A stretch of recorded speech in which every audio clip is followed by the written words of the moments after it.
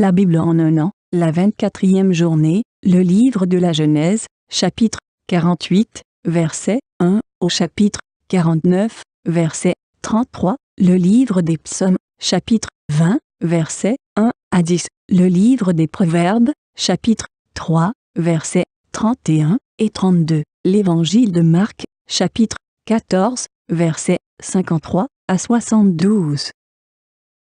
Livre de la Genèse, chapitre 48. Après ces choses, l'on vint dire à Joseph, « Voici, ton père est malade. » Et il prit avec lui ses deux fils, Manassé et Éphraïm. On avertit Jacob et on lui dit, « Voici ton fils Joseph qui vient vers toi. » Et Israël rassembla ses forces et s'assit sur son lit. Jacob dit à Joseph, « Le Dieu Tout-Puissant m'est apparu à Luz dans le pays de Canaan et il m'a béni. Il m'a dit, je te rendrai fécond, je te multiplierai, je ferai de toi une multitude de peuples, je donnerai ce pays à ta postérité après toi pour qu'elle le possède à toujours. Maintenant, les deux fils qui te sont nés au pays d'Égypte, avant mon arrivée vers toi en Égypte, seront à moi. Éphraïm et Manassé seront à moi comme Ruben et Siméon. Mais les enfants que tu as engendrés après eux seront à toi. Ils seront appelés du nom de leurs frères dans leur héritage. À mon retour de Padan, Rachel mourut en route auprès de moi dans le pays de Canaan, à quelque distance d'Ephrata, et c'est là que je l'ai enterrée, sur le chemin d'Ephrata qui est à Bethléem. Israël regarda les fils de Joseph et dit, « Qui sont ceux-ci » Joseph répondit à son père, « Ce sont mes fils que Dieu m'a donnés ici. » Israël dit, « Fais-les, je te prie, approcher de moi pour que je les bénisse. » Les yeux d'Israël étaient appesantis par la vieillesse, ils ne pouvaient plus voir. Joseph les fit approcher de lui, et Israël leur donna un baiser et les embrassa. Israël dit à Joseph, « Je ne pensais pas revoir ton visage, et voici que Dieu me fait voir même ta postérité. » Joseph les retira des genoux de son père, et il se prosterna en terre devant lui. Puis Joseph les prit, tous deux, Éphraïm de sa main droite, à la gauche d'Israël, et Manassé de sa main gauche, à la droite d'Israël, et il les fit approcher de lui. Israël étendit sa main droite et la posa sur la tête d'Éphraïm, qui était le plus jeune, et il posa sa main gauche sur la tête de Manassé. Ce fut avec intention qu'il posa ses mains ainsi, car Manassé était le premier-né. Il bénit Joseph et il lui dit, « Que le Dieu en présence duquel ont marché mes pères, Abraham et Isaac, que le Dieu qui m'a conduit depuis que j'existe jusqu'à ce jour, que l'ange qui m'a délivré de tout mal bénisse ses enfants, qu'ils soient appelés de mon nom et du nom de mes pères, Abraham et Isaac, et qu'ils multiplient en abondance au milieu du pays. » Joseph vit avec déplaisir que son père posait sa main droite sur la tête d'Éphraïm.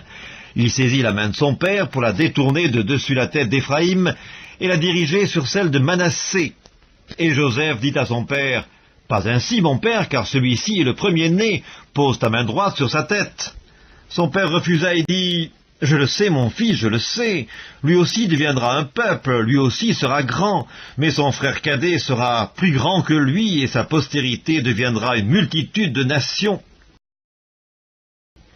Il les bénit ce jour-là et dit, « C'est par toi qu'Israël bénira en disant, que Dieu te traite comme Éphraïm et comme Manassé, et imite Éphraïm avant Manassé. » Israël dit à Joseph, « Voici, je vais mourir, mais Dieu sera avec vous, et il vous fera retourner dans le pays de vos pères.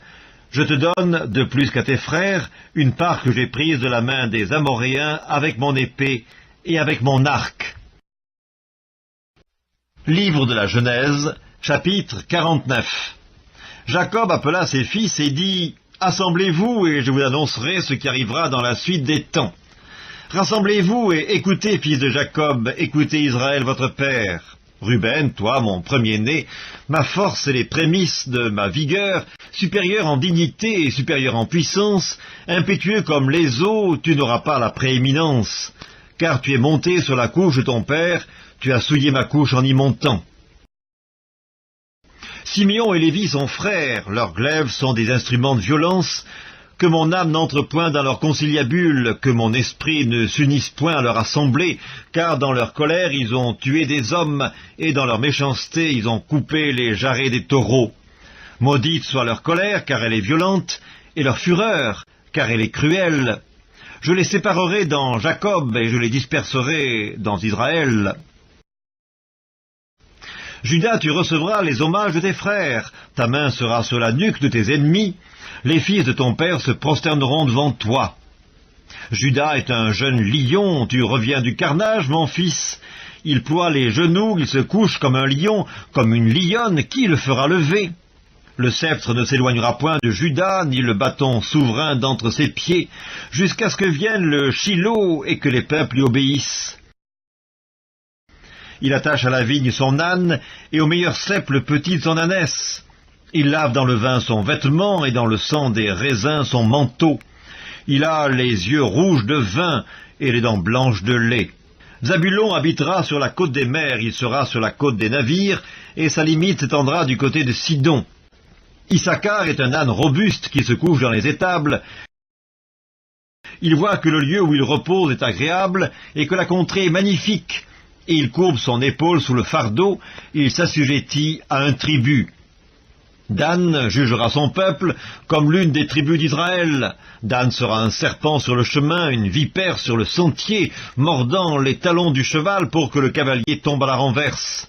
J'espère en ton secours, ô Éternel. Gad sera assailli par des bandes armées, mais il les assaillira et les poursuivra. Azer produit une nourriture excellente, il fournira les mets délicats des rois. Nephtali est une biche en liberté, il profère de belles paroles. Joseph est le rejeton d'un arbre fertile, le rejeton d'un arbre fertile près d'une source. Les branches s'élèvent au-dessus de la muraille, ils l'ont provoqué, ils ont lancé des traits, les archers l'ont poursuivi de leur haine. Mais son arc est demeuré ferme, et ses mains ont été fortifiées par les mains du puissant Jacob. Il est ainsi devenu le berger, le rocher d'Israël. C'est l'œuvre du Dieu de ton père qui t'aidera, c'est l'œuvre du Dieu tout-puissant qui te bénira.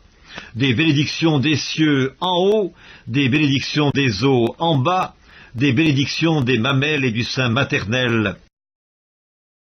Les bénédictions de ton Père s'élèvent au-dessus des bénédictions de mes pères, jusqu'à la cime des collines éternelles. Qu'elles soient sur la tête de Joseph, sur le sommet de la tête du prince de ses frères. Benjamin est un loup qui déchire, le matin il dévore la proie, et le soir il partage le butin. Ce sont là tous ceux qui forment les 12 tribus d'Israël, et c'est là ce que leur dit leur père, en les bénissant. Il les bénit, chacun selon sa bénédiction.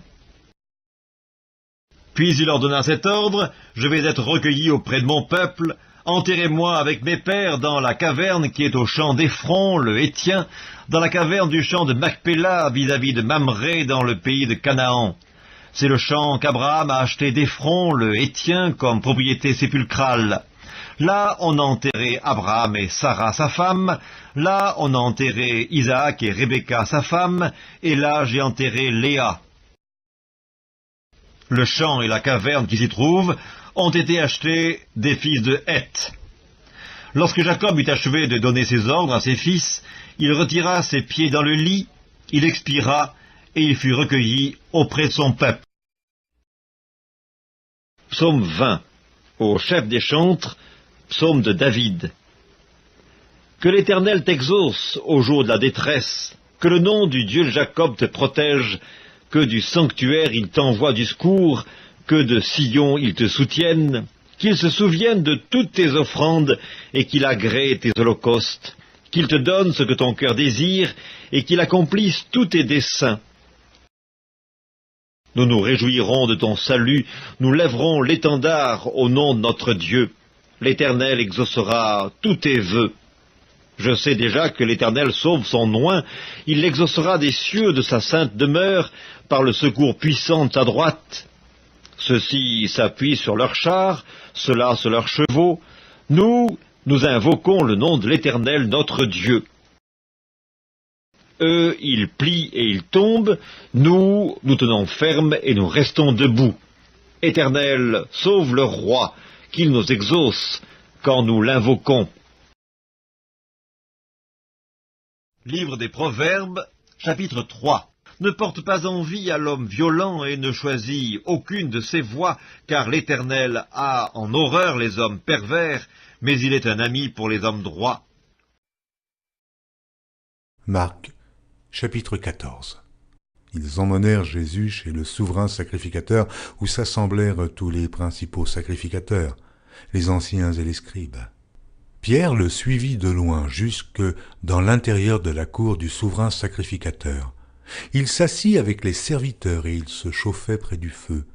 Les principaux sacrificateurs et tout le Sanhédrin cherchaient un témoignage contre Jésus pour le faire mourir. Et ils n'en trouvaient point. Car plusieurs rendaient de faux témoignages contre lui, mais les témoignages ne s'accordaient pas. Quelques-uns se levèrent et portèrent un faux témoignage contre lui, disant « Nous l'avons entendu dire, je détruirai ce temple fait de main d'homme, et en 3 jours, j'en bâtirai un autre qui ne sera pas fait de main d'homme. » Mais même sur ce point-là, leur témoignage ne s'accordait pas. Alors, le souverain sacrificateur, se levant au milieu de l'assemblée, interrogea Jésus et dit « Ne réponds-tu rien? Qu'est-ce que ces gens déposent contre toi ?» Jésus garda le silence et ne répondit rien. Le souverain sacrificateur l'interrogea de nouveau et lui dit « Es-tu le Christ, le Fils du Dieu béni ?» Jésus répondit « Je le suis, et vous verrez le Fils de l'homme assis à la droite de la puissance de Dieu et venant sur les nuées du ciel. » Alors le souverain sacrificateur déchira ses vêtements et dit « Qu'avons-nous encore besoin de témoins? Vous avez entendu le blasphème, que vous en semble ?» Et tous le condamnèrent comme méritant la mort. Et quelques-uns se mirent à cracher sur lui, à lui voiler le visage et à le frapper à coups de poing en lui disant « Devine !» Et les serviteurs le reçurent en lui donnant des soufflets. Pendant que Pierre était en bas dans la cour, il vint une des servantes du souverain sacrificateur. Voyant Pierre qui se chauffait, le regarda et lui dit « Toi aussi, tu étais avec Jésus de Nazareth. » Il le nia, disant « Je ne sais pas, je ne comprends pas ce que tu veux dire. » Puis il sortit pour aller dans le vestibule. Et le coq chanta. La servante, l'ayant vu, se mit de nouveau à dire à ceux qui étaient présents « Celui-ci est de ces gens-là. » Et il le nia de nouveau. Peu après, ceux qui étaient présents dirent encore à Pierre « Certainement, tu es de ces gens-là, car tu es galiléen. » Alors il commença à faire des imprécations et à jurer « Je ne connais pas cet homme dont vous parlez. » Aussitôt, pour la seconde fois, le coq chanta. Et Pierre se souvint de la parole que Jésus lui avait dite. « Avant que le coq chante 2 fois, tu me renieras 3 fois. » Et en y réfléchissant, il pleurait.